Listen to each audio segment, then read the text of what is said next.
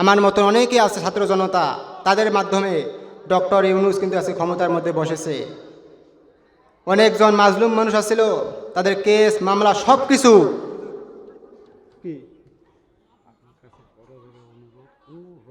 না, আমি কোনো রাজনীতির কথা বলেছি এটা বলা যাবে না। তাহলে আপনি আগস্ট মাগস্টের না, শুধু কোরআন আর কোরআন। আরে ভাই কোরআনের কথাই তো করছি, বুঝলেন? আপনি দুটো পাও ধরা বলি ভাই, একবার আমাদের এটা তছন ছায়া যাবে। শোনো একটাও কি আছে বাবা, এটা কথা কবিন না একটু পরজ বাবা, তোমরা তাহলেন কোরআনের কথা হবে না, ঠিক আছে লেন, কোরআনের কথা হবে। কোনো কথা বলে তোমার ইয়ালে করো আল্লাহ তোমার ওয়াজের মাঝখানে যে এরকম বাধা হলে কি মানে ওয়াজ করা যাবে কোন? তো আজকে আমরা হুজুররা আছে বেকায়দায়, এমনি আজকে ওঠার পরে মেজাজটাই গরম হয়ে গেছে, আবার কথা বলে আরও মেজাজ গরম করার দরকার নেই ভাই। কারণ পাগলও যদি বলে নৌকা নাড়াস না, আরও বেশি করে নাড়ায়।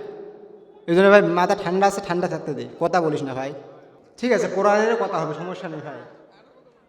এই কোরআনের মধ্যে বলেন তো দেখি, রাজনীতির কথা আছে না নাই?